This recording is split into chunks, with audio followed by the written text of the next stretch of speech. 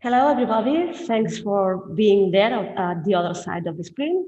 My name is Mireia Camps, and I work at Eres Relocation, Spain. I'm very happy that the Barcelona Activa have given us this opportunity to reach you and to explain you some tips for the things you need to do when you come as expats in Barcelona. I've been working at Eres for around 9 years. So I've been helping a lot of, I think, hundreds of people moving and coming to Barcelona. So I'm going to share with you some tips, and we do a presentation, which would take around 40 minutes, and we will leave the last 20 minutes. We will give you the chance to do your questions, and I will try to reply everything as possible. I'm going to share with you this. Okay.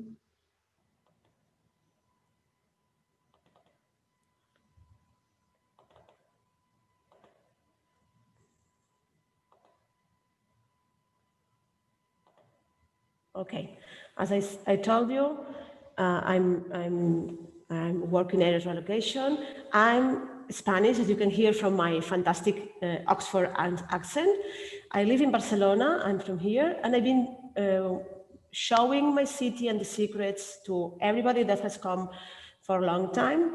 And I really think Barcelona is a very welcome city to come and stay for as long as you can. Okay, Eres Relocation, I would like to explain you what we do. This is a company where we are experts in mobility. We guide individuals and families in their settling process. Every relocation is a puzzle, and we help people to put all the pieces together in the smoothest way as possible. We are a team of multicultural people. We are an international team. Most of us are from different nationalities like English, French, German, South American people, people from the United States. So I tell you this because nearly all of us have lived abroad and have experienced the same situation that you are experiencing now. This let us understand perfectly how challenging this change can be. That's why we empathize and we understand very well what our clients are facing, and we help them in every single step of the process. Today, I'm going to back. Today I'm here, I'm going to explain you some of the steps, the basic steps you should do when you are here. But I'm going to give you some tips and some information. And at the end of the session, as I told you, we will have some time for doing questions, and that you can use the chat option to do so.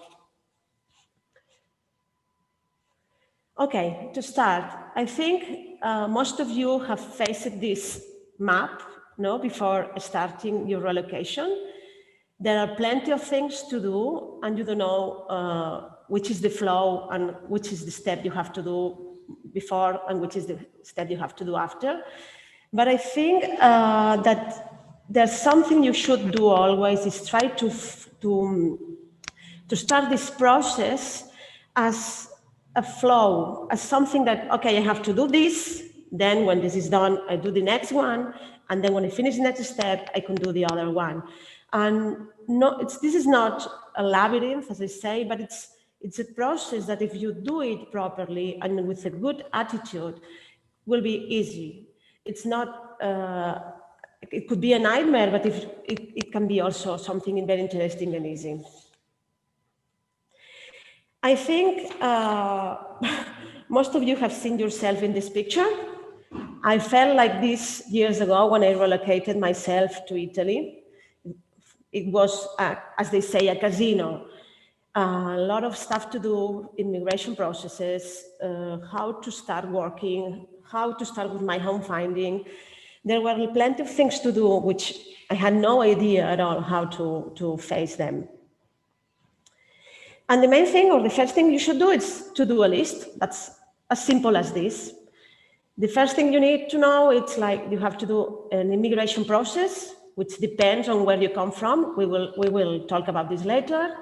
You have to do social security registration, opening a bank account. Obviously, you have your home finding, it's important. After that, register at the town hall, register at the medical center, find a school if you come with the family, and if you want to be ready and prepared to work, to drive here, change your driving license. So these are the main things you should do. Obviously, there are other things, but with this, you can be settled. Okay, I think that there are some things you should bear in mind when facing all these procedures that are as important as knowing the procedures itself. For me, one thing I faced during my work experience, is that all of you come here and have friends that have already settled in Barcelona time ago, colleagues from work that arrived before you, friends that lived here 2-3 years ago, 5 years ago, and then they have come back to the home, and they will give you, or they give you advice on what you have to do in Barcelona.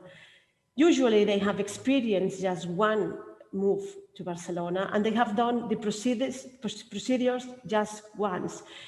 If the process has been a good one, if they have faced no problems, if they found an marvelous apartment, cheap, in a very great area, if they have get their NIE with no problems, very quick, that would be, their experience would be a good one, and they will give you this, they will transmit you that everything is easy and no problem at all. On the other way around, if they faced any single problem during administration proceedings, or they had problems with school finding or whatever, they will tell you that everything is very difficult in Barcelona, that you will not find a house, that, whatever.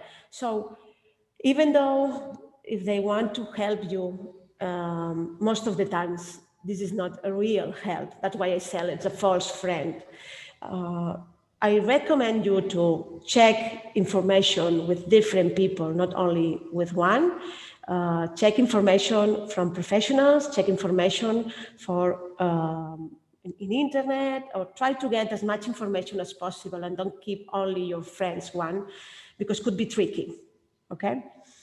Then there's another thing that all of us do when we are in another country. I did it myself when I was in Italy. This is comparing. We are always comparing what we have to do here with how could we do this in our country. Getting an NIE, it's something that you're just going to do if you come here, or if you move from your country. So this is something you cannot compare with. You've never done that before. You have opened a bank account in your country, but you were a local. So the experience is not the same. So if you compare every day, every single thing you do, it's something that will not help at all.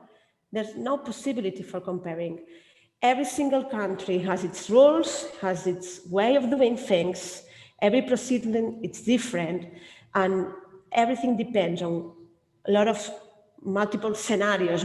It means where you come from, which is your situation here, if you go alone, if you have a family. So that's very difficult to compare.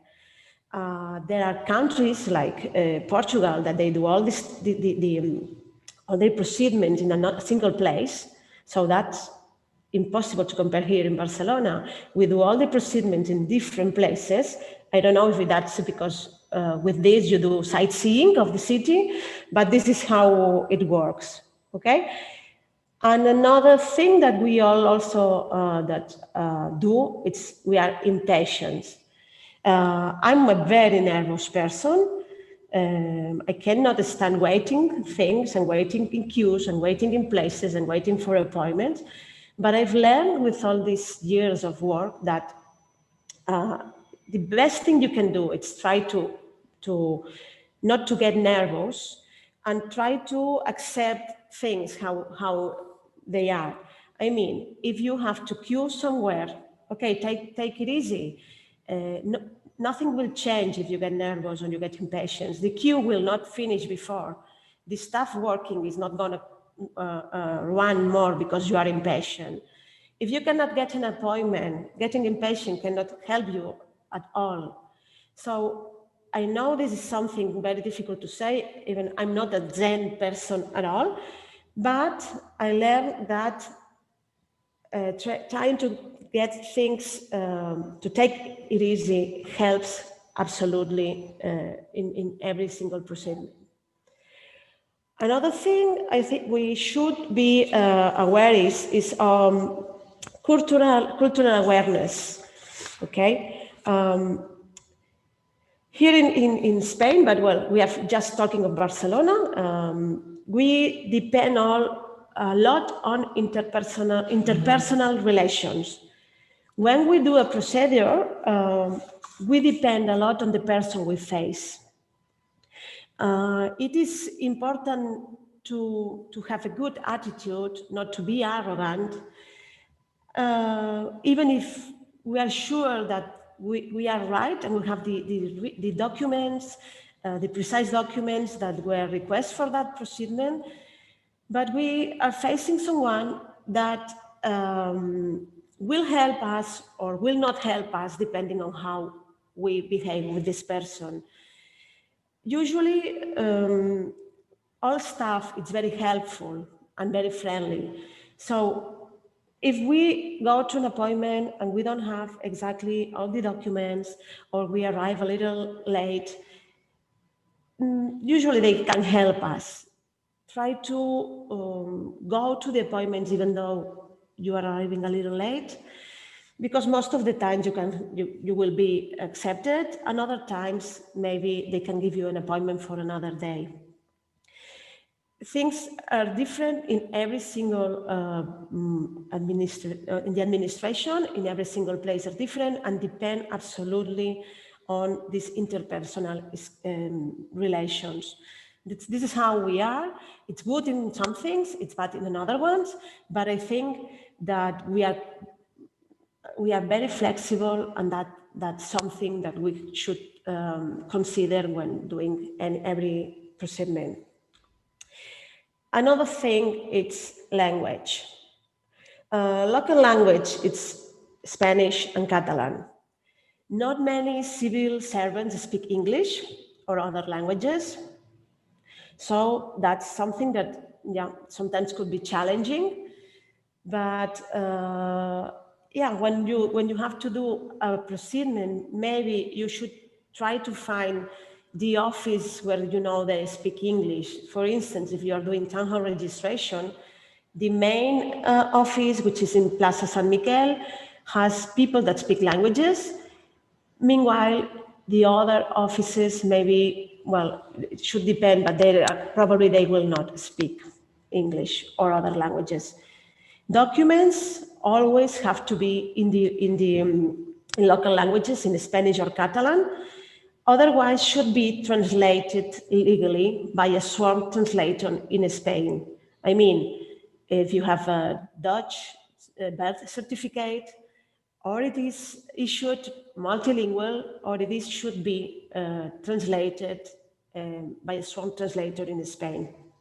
Otherwise, they will not accept these documents. Because as I remind you, only official documents are accepted in Spanish or in Catalan. Also, if you rent an apartment and they give you a lease contract in English, you should have this translated into Spanish. Okay? Yeah, this is how it is. Then bureaucracy. We still do things, most of the things in person. We have to go to the offices to do the proceedings. Nearly very few things can be done online or in the digital way. And most of the time we have to present original paperwork, original documents. So my suggestion is something that I always tell my clients, it's bring all the documents you have a folder, put everything inside, because even if you don't need some of the papers or documents you are carrying with you, well, just keep them just in case. If you don't use them, okay, no problem. But if by any chance they ask you to, they ask you for a paper that it was not supposed that you have to provide, you have it in your folder, and that with this you can solve the situation. Another thing that I always suggest is to have photocopies of all your documents with you. In a lot of proceedings, you will have to provide a photocopy of your ID or passport or, I don't know, birth certificate, marriage certificate, lease contract, whatever. So if you have photocopies with you, you can provide them. Usually at the administration, they are not going to do photocopies.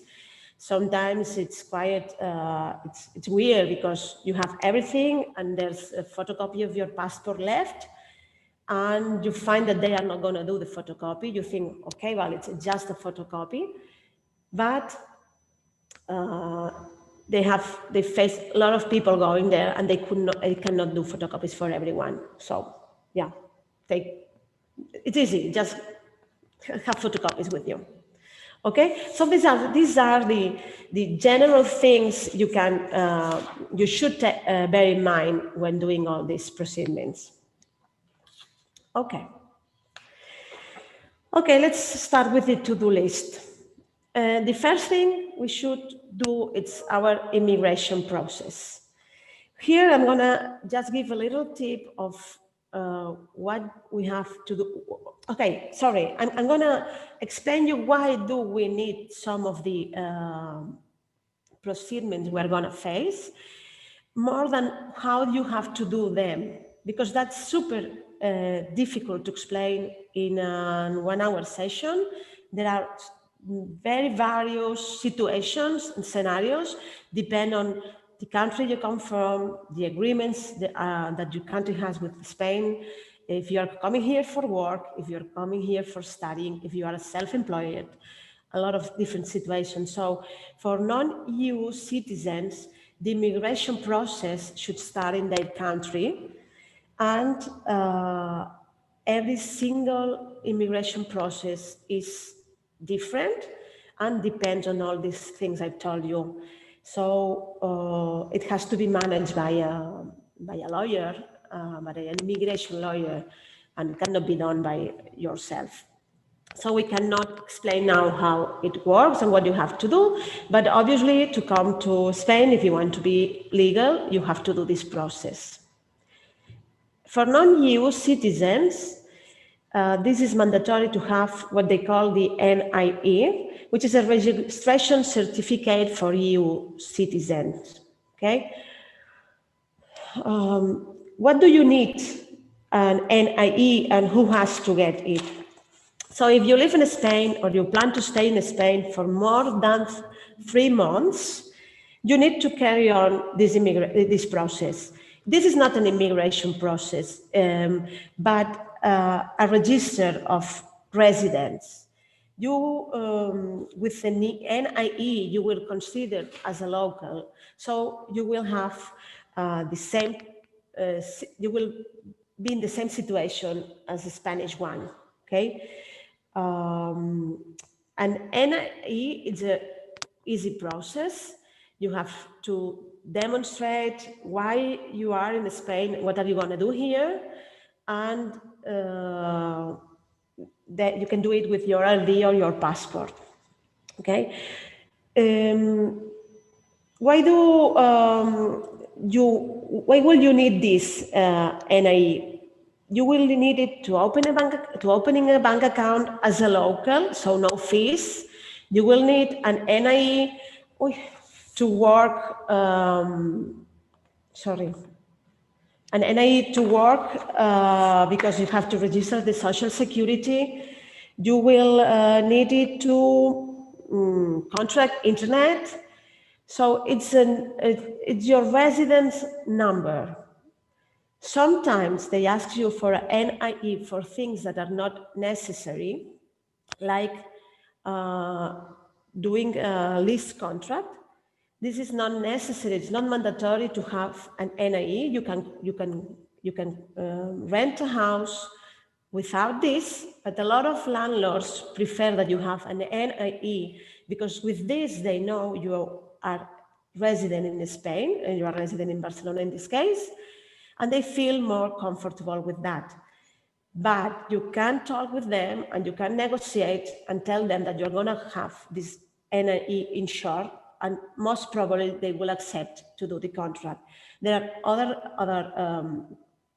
other landlords that don't request it at all. Okay, then so if most of the times the NIE number gives you the options as a local that you will not have if you did not have the NNE. And then on the other hand, this is something that's mandatory, okay? Social Security registration. Okay. You can, if you want to work, to carry on a professional activity in Spain, either through an employment or self-employment, you should get a Social Security registration number. There's there's something that people think also, that you cannot start working without your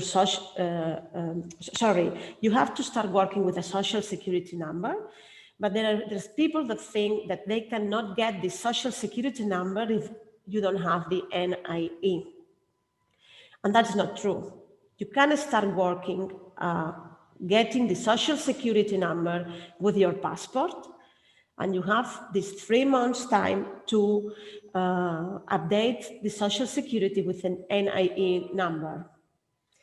The problem is that there are companies that request the NIE to start working because different things. One, they don't know you can start working with your passport because it's a different procedure to register you at the Social Security. And then because sometimes they prefer that you already have your situation, so you have already done the NIE, so it will not be a problem for them later on to follow up if you have got the NIE or not. And they have to update the Social Security, which is an extra step that they have not to do if from the very beginning they register you with the NIE. But this is something that can be done. I had some cases of customers or boyfriends and girlfriends from customers that explain me, my girlfriend has gone to an interview and they request the NIE as something mandatory, but she cannot get the NIE because she needs to have a word for having the NIE. So this is misinformation. You can have the NIE with other options, but you can start working without the NIE. It depends most of the times on the company.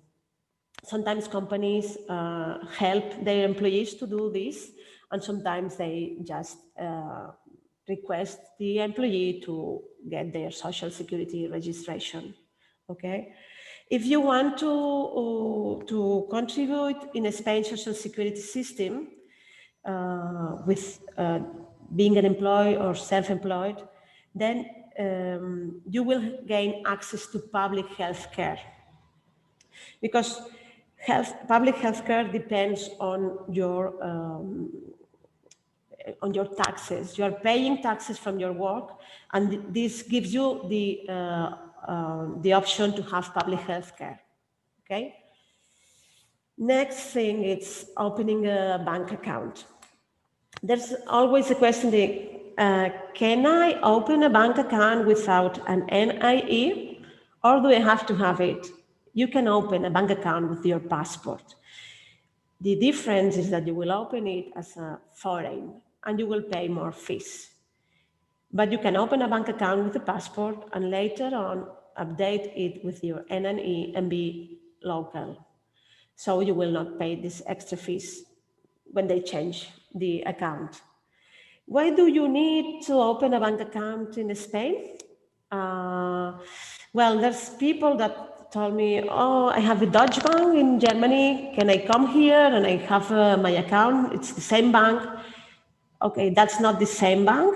The companies are different. Dutch bank from Germany, it's one company. Dutch bank from Spain, it's another company. So you have to open a new bank account. Other people tell me, can I keep my French account to pay everything here? The thing is, for some things you could keep it, but most of the payments that done here in Spain are directly detract from your bank account. It means that lease contract, you can pay a lease contract, either paying directly to the landlord, doing a bank transfer, or the landlord detracts it from your bank account. Also, utilities are usually detracted directly from your bank account. Internet is detracted from your bank account. Even gym. So anything you contract, most of the times, it's directly debited to your bank account. And this must be a Spanish bank account. Okay. Okay. So that's why they ask you to have a bank account from Spain. Also, there are these online bank accounts like ANG and N2 that are not accepted in some for some utilities companies. So opening a bank account in Spain, it's easy. They don't require you a lot of things. You can open it with a passport or with the NIE, and will give you the chance to have everything detracted from this account, and everything will be easier. Also, there are companies that pay the pay slips in Spanish bank accounts. You don't have to keep it, so you can, there's not a mandatory period to stay in a bank, so whenever you don't need to use it anymore, you just cancel and that's it. There's no problem at all. Okay, so yeah, my recommendation is to open it here. Medical registration. Okay, the public healthcare system in Spain and obviously here in Catalonia and Barcelona, it's amazing. This is a very, very good system. The only thing that is quite, I don't know, it's everybody has social security, and so everybody has the right to have public healthcare healthcare, as this is nearly universal. Nearly everybody can be assisted at the public healthcare system. I tell you, nearly everybody. So most of the times it's collapsed. Or if you want to have a specific visit with a specialist, this is more difficult than having this visit with a private doctor. So we recommend to have either a public medical healthcare and a private insurance, to combine both of them. But the main thing you need to have a medical registration in the public healthcare is in case you get sick and you need a sick leave at work. The only doctor that provides you the form or the papers that you have to give to human resources, it's the public healthcare doctor. So that's important to be registered at. To have the access to the public healthcare system, you need to to pay taxes here in Spain. So if you work here, you are paying taxes, and you have this. You can have this system, and also you need to be registered at the town hall. Okay, so yeah. Also, you can. This is necessary if you want to have co-founded medications or pharmaceutical products. Okay. Next, it's driving license exchange. Why do you have to exchange your driver's license?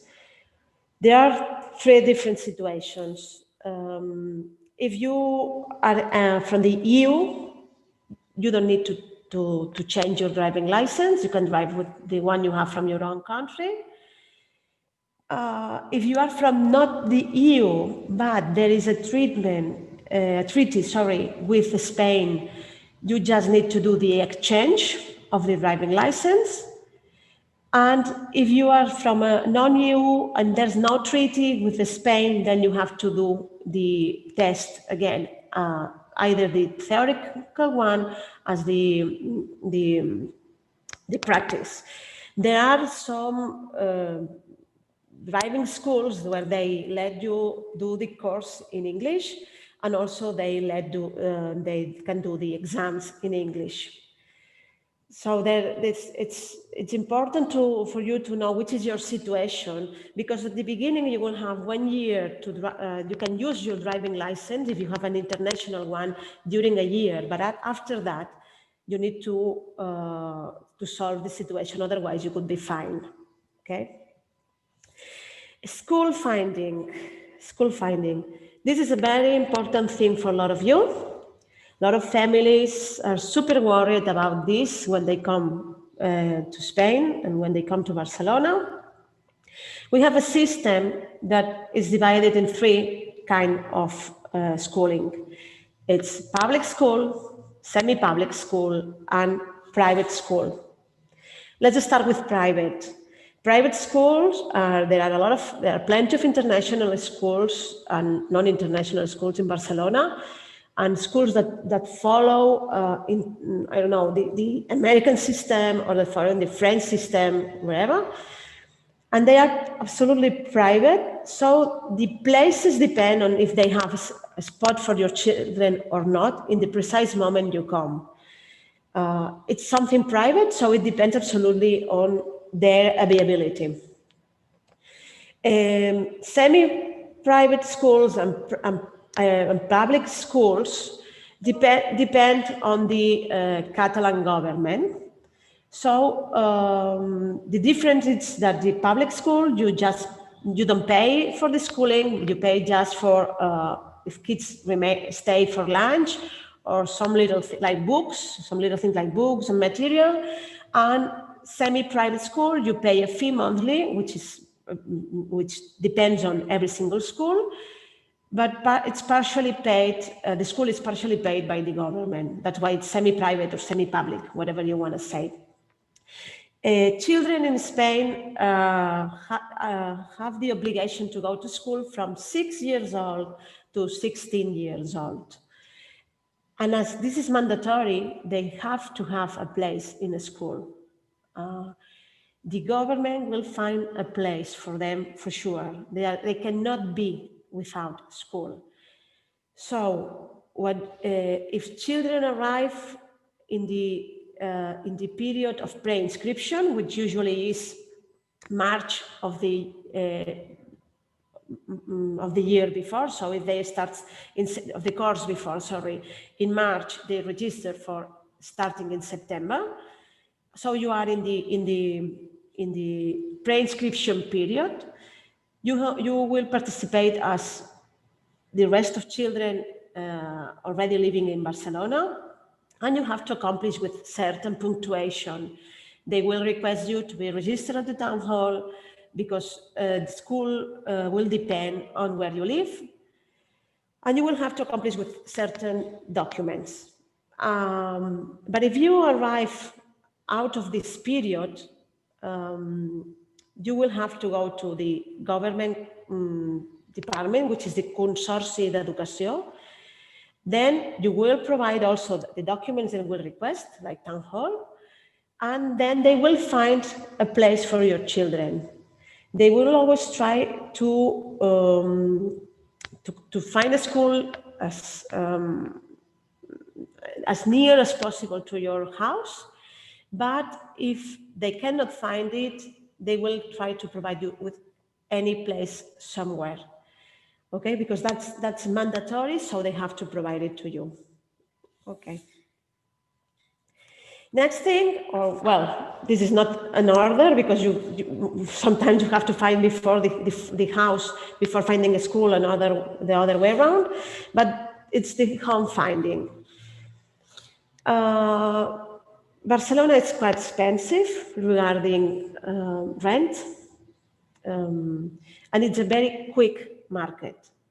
So if you find something you liked, I really recommend you to block it as quick as possible. You need to know that there are two different markets, which are the long-term market and the short-term market. There's a huge difference in between them.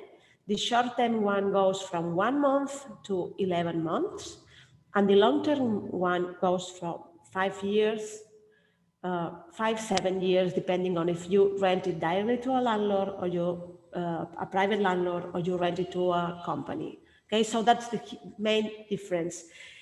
If you do a short-term accommodation and you rent it for 11 months, after these 11 months, they can renew other 11 months, for instance, but they could change the rent, they can raise it, they can change the conditions, and maybe you have to pay again the agency fee. Meanwhile, for a long-term one, things will not, they cannot raise the price during 5 years, and conditions will not change. So that's the main difference in between them, okay?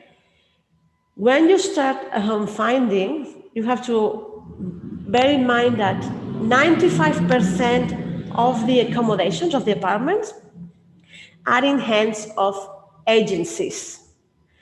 So you will have to pay an agency fee.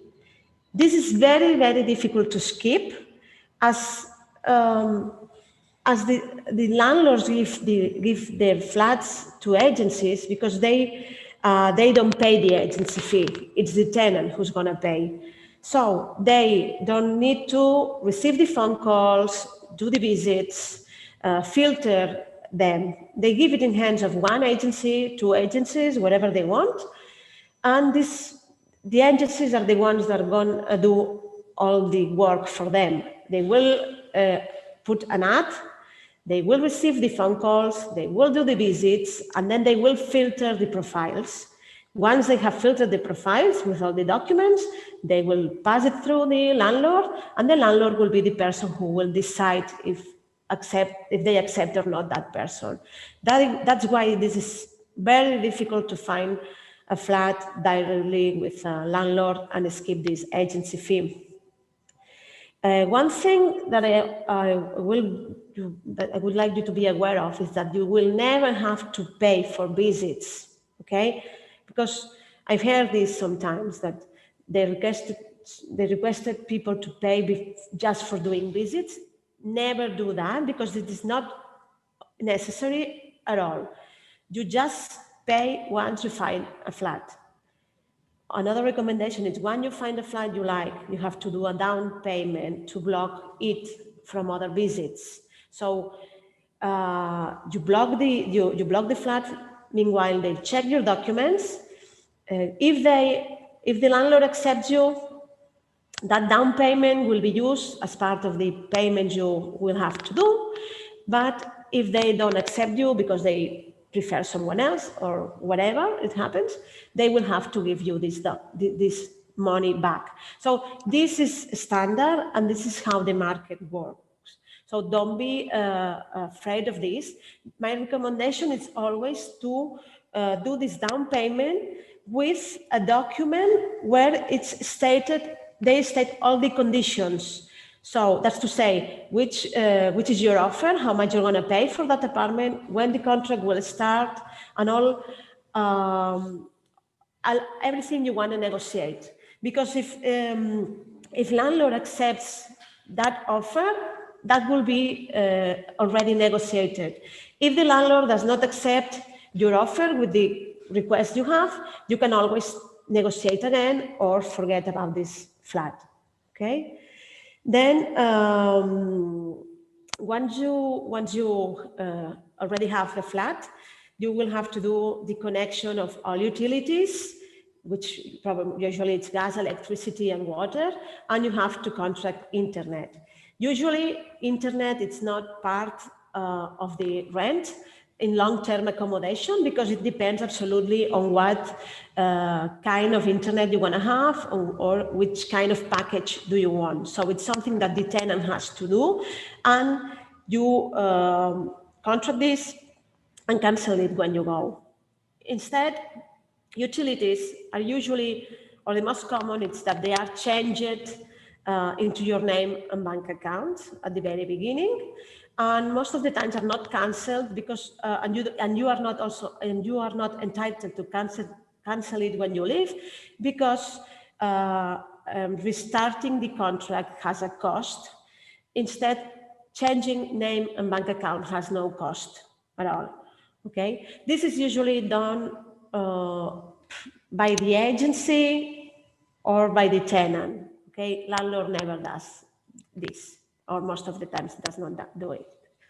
Okay, so the market in Barcelona, as I told you before, it's quite expensive, and there are a lot of different areas you can go, or different residence areas. Barcelona, it's very friendly. It's a very friendly city. You can go and live all over. Because commute to work usually it's not that hard. It would crossing the city from one side to the other would maybe the maximum can take you it's around 40 minutes. So you have plenty of places to decide to go and live. There is also the option of living outside of the city because we have a lot of good connections with trains and buses and everything. So that's another option that more and more people is trying because, as told you, prices are quite high. Now, due to COVID, it seems that prices have low down a little bit, but I don't think they have get down that much, or there are a lot of landlords just waiting and seeing what's going to happen and what's happening. No? If they can wait to lower the price, they will wait as much as possible. But what I've seen in this period that they are more open to negotiating the entrance date. I mean, if you find an apartment at the beginning of October, before was quite difficult to wait till 1st of November to start your contract. Now it's quite easy. Negotiate price a little bit, they are more open. Negotiate, repairs to do. So they are a little more open to all these things than 6, 7, 8 months ago. Okay, but still be quite tough. Okay. Then next thing, when you have founded your flat, this is mandatory for you to do town hall registration. Okay. Why do you need to do a town hall registration? Well, the first thing, if you want to have public healthcare, you need to be registered at the town hall. And this is because the public healthcare system has all around Catalonia and Barcelona, and Spain, and also in Barcelona, has the public healthcare centers, which we call CAP, Centro de Atención Primaria. Your public healthcare center depends on where you live. So to demonstrate that you live wherever you say, you have to have this town hall registration done. Town hall registration also, it's mandatory for schooling because you have to demonstrate you live in Barcelona. What else? If you buy a car or if you buy a scooter, which, well, a lot of you do because we are, I think, one of the main cities that we use scooters because it's one of the best ways to move in Barcelona.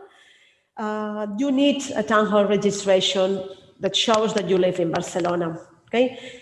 And another thing that I don't know if it will be important for you, but it's the honor opportunity. If you are citizens from the EU, you can, with town hall registration, you can vote in municipal elections, okay? So there are plenty of things that will request you the town hall registration to be done. One thing I think it's important, the town hall registration does not expire.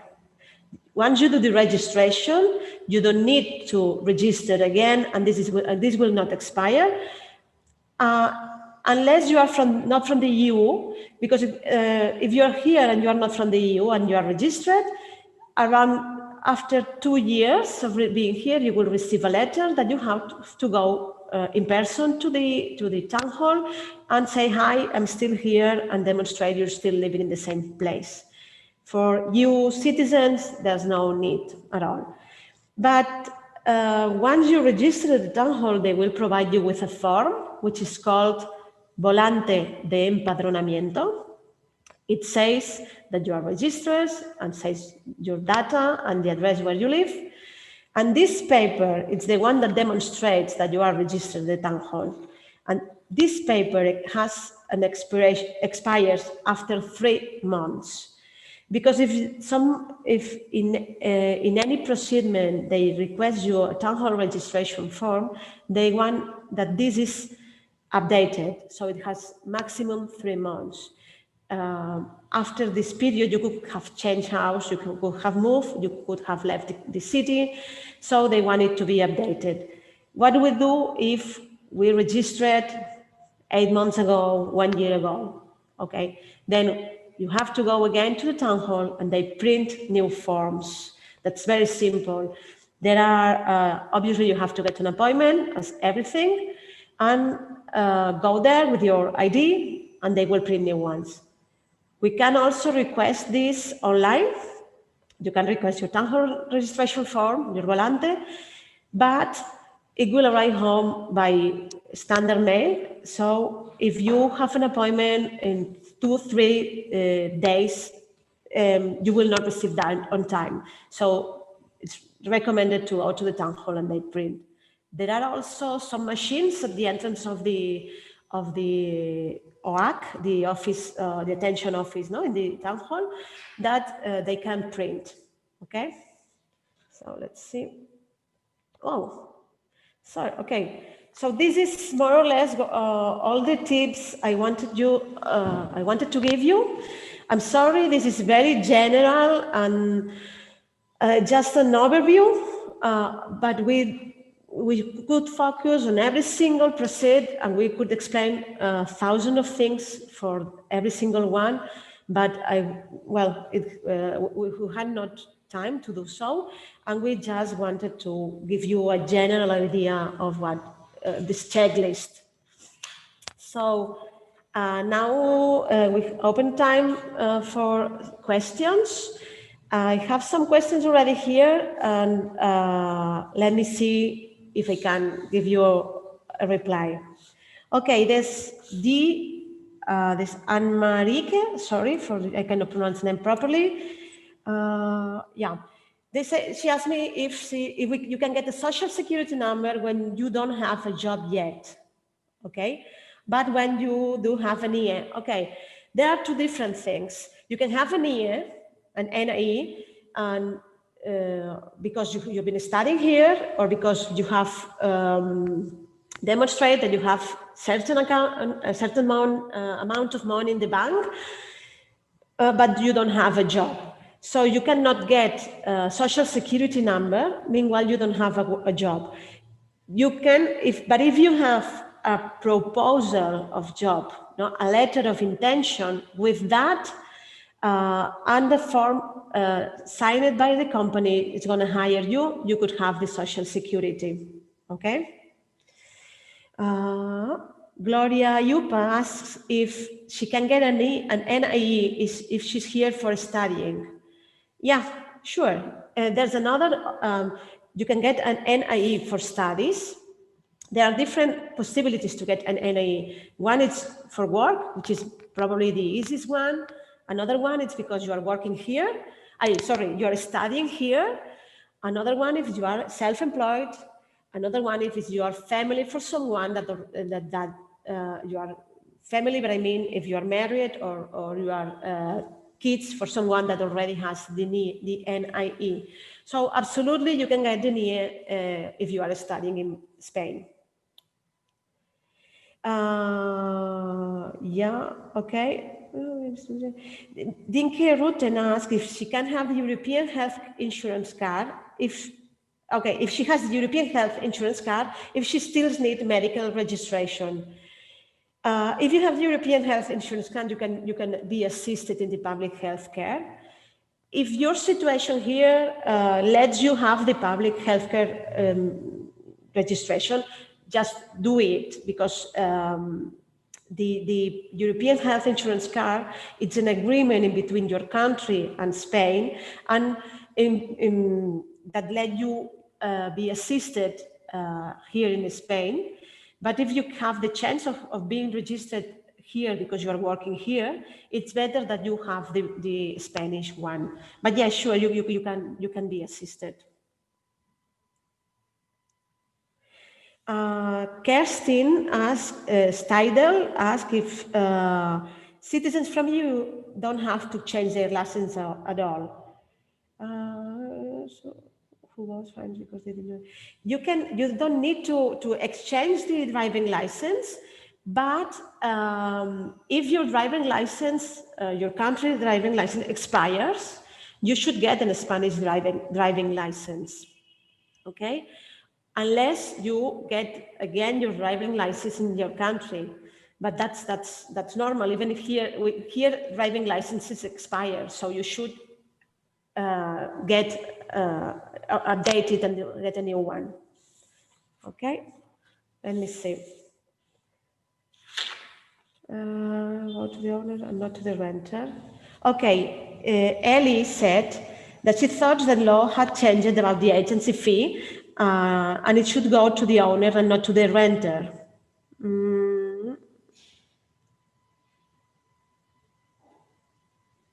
Okay, no, I'm sorry, Ellie, but this has not changed. The agency fee sometimes is paid by the landlord when this is a company who's renting the flat. So if it's a company that's the owner of the flat and rent it, then the agency fee it's paid by them. But if it's a private, which is most of the cases, then it still be the tenant who pays the agency fee. Yeah, I'm afraid this is something, it's not changed. Probably, in my point of view, it's not fair, but still be like this. Yeah. And Dinky Roden says, you can apply for from which you can transfer. Yeah, if you still have a medical insurance in your home country, you can apply for S1 from which you can transmit to a local health insurance company. Yes, yes. If you are here just for a period and you're being transferred from your company to Barcelona just for for a project in which you are going to stay some months or 1 year or something like that, you can use your public health care in your country, but you need this S1, which is a document that your country has to provide. And with this, you can go to the public health care system. The thing is that you will not be registered at your public health care center.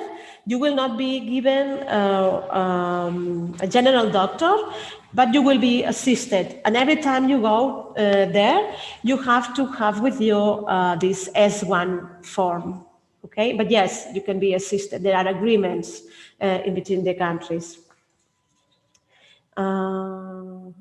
apply for the NIE already. What are options? Okay, Dinke, I think you have plenty of questions. She says, I am looking for a job, but would like to apply for a NIE already. What are the options? Okay, there's an option which you could do. It's okay, I give you the idea. The idea is Spain wants to know who lives in Spain, okay? And that the people that's living in Spain have two things. Money to live here, so they can demonstrate they can live here, and they can manage themselves, and healthcare covered. So there are, how can you demonstrate this if you are not working here? You have to have a certificate from a bank account in Europe or here in Spain that states that in the moment you are requesting the NIE, you have, I don't remember the exact number, but it's around 5,000 euros in the bank account. Sorry, I don't remember the exact amount, but it's more or less that with a certificate from the bank, and also that you have healthcare covered, so that you have private healthcare insurance, an insurance that covers you completely, where there are no co-payments, and a policy that's accepted here in Spain. So if you can demonstrate that you have money in the bank and that you have this private insurance, you can apply for the NIE without having a job. Okay, hope this is clear. Nigel Lowell says that many agents now charge both tenant and owner for property rentals. Well, probably they are, yeah, but it does not mean that you're not going to pay the fee. So, as every single process here, nothing is it's closed. No, there are different options always, and in the rental market, as this is something private, I mean, it's not from the state, that you can find a lot of different situations. Law says some things, but then always there are agreements, or there are different options that the agencies or the landlords still can decide. But 90% of cases you will have to pay the agency fee. Other 10% of cases, in the ones you pay the agency fee, would be the landlord, and some of them will be shared, but that's not usual, I'm afraid. Sorry about that. The housing agent has asked for okay. Julia asked if is it illegal to the housing agency owner ask for 5 fianzas, so deposits, if you are a student or you still don't have nominas to be considered solvent? Okay. Law says that when you rent a property, there are 2 months deposit. 1 month is called deposit, and the other is warranty, an extra warranty. This is the standard, and this is what law says.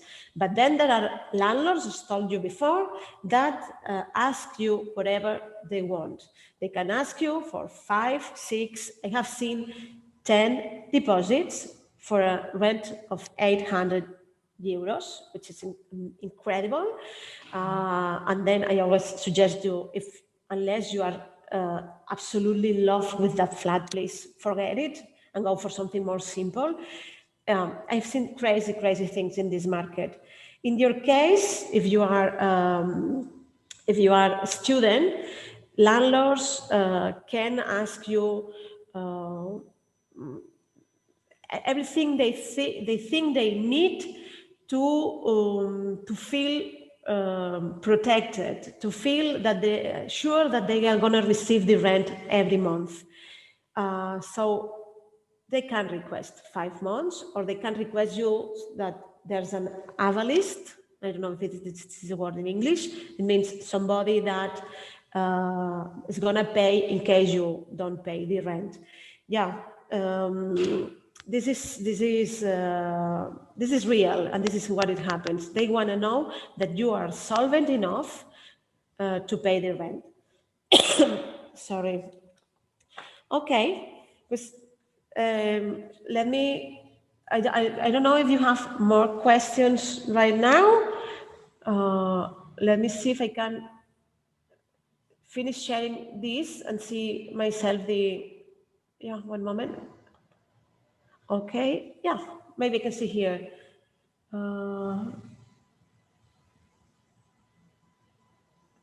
Okay, so thank you so much for being there. I hope it helped you a little bit. And if you have more questions, put them in the chat and we will try to reply to them later on.